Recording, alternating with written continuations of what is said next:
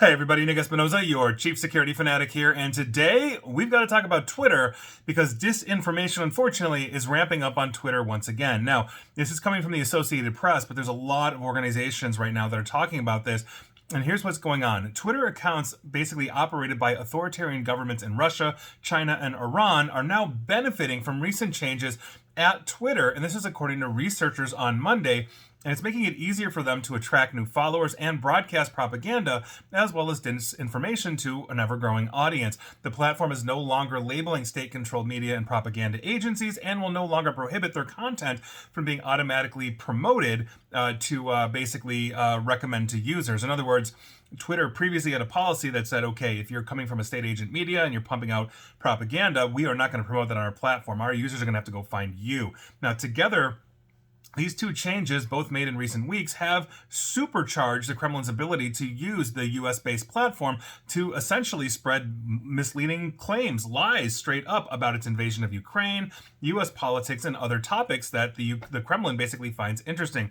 Russian state media accounts are now earning 33% more views than they were just weeks ago before that change was made. And that's according to findings released this past Monday by Reset, which is a London-based nonprofit that tracks authoritarian governments' use of social media to spread propaganda. Now, this increase works out, for the record, to more than 125,000 additional views per post on average for essentially these Russian disinformation. So here we are. These posts include, for the record, stuff that suggested the CIA had something to do with the September 11th, 2001 attacks in the United States, that Ukraine leaders are embezzling foreign aid to their country, and that Russia's invasion of Ukraine was justified because the United States was running clandestine biowarfare labs in the country. That has been proven demonstrably false right out of the gate within the first month or so, especially, if you're a longtime follower of me, my presence and involvement in that conflict in terms of interviewing members of their parliament. That's the kind of access we've had. So that's absolutely ridiculous. Now, state media agencies operated by Iran and China have also seen similar increases in engagement due to Twitter making these changes. Essentially, this about face from the platform is the latest development since Elon Musk purchased Twitter last year. And since then, he's ushered in just, I would say, a whole bunch of confusing new systems, a verification system that's kind of unusual. On top of this, he's laid off company staff, including those that are dedicated to fighting misinformation. And unfortunately, the extremists are back on. Former extremists that were banned are back on. Neo-Nazis to whatever, you name it, they're basically coming back onto the site.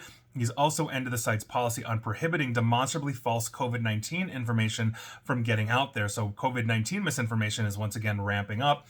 On top of that, because you're letting the extremists back on, hate speech and disinformation has thrived. I wrote an article about this back in November for Smirconish.com as to why I thought Twitter would die. And what's going to happen is, if you basically take the gloves off, you start letting the extremists back on, the people that wouldn't mind having a rational discourse, because that's what Elon Musk stated he originally wanted, is a open, free, we can rationally debate these things.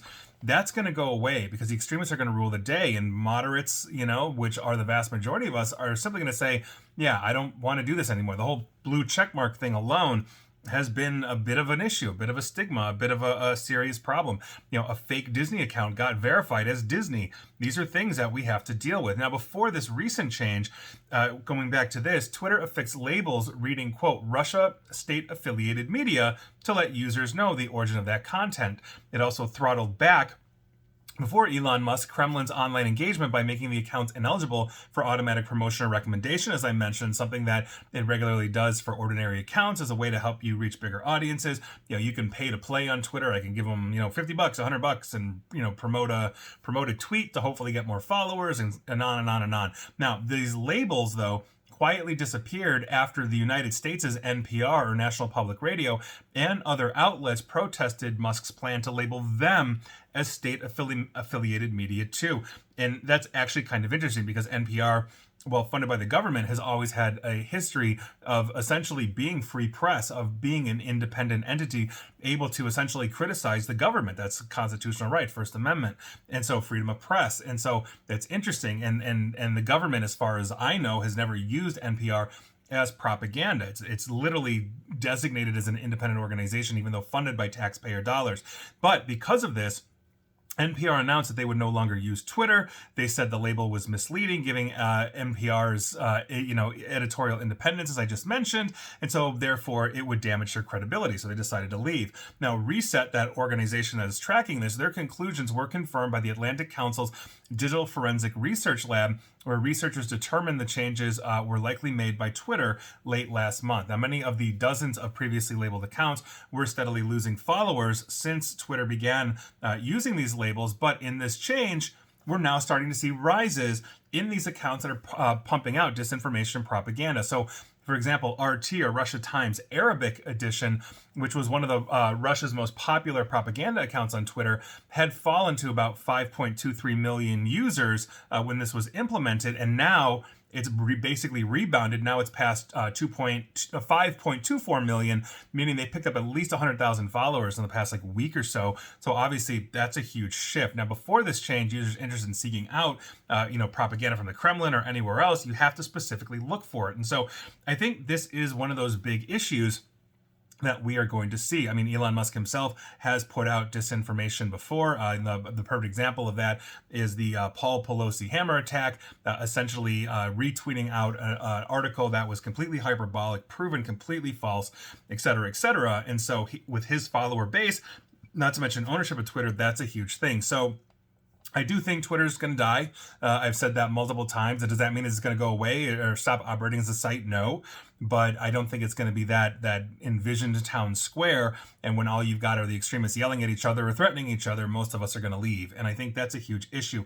But overarchingly, we have a huge problem with misinformation and disinformation around the globe, and especially in this country, as we are targeted on these things. And that is something I've talked about, written about, done videos, podcasts, talked about on my radio show for years and years and years. And so anything as essentially stepping back the controls or possible checks on disinformation or misinformation is a huge problem. And if he cut the misinformation staff, that's on par with Facebook understanding that they're damaging the psyches of young children and not doing a damn thing about it. And I think that's a huge problem. So we're going to see where this goes. Curious to see the pushback I get on this, but the point is that if you're on Twitter, understand that there's going to be more demonstrably false information that's going to be out there. People are going to believe this stuff. The arguments are going to ramp up, and the extremists come back. And that, I think, is just an unfortunate thing. But here we are. So will Twitter exist? Probably. Will we be on it?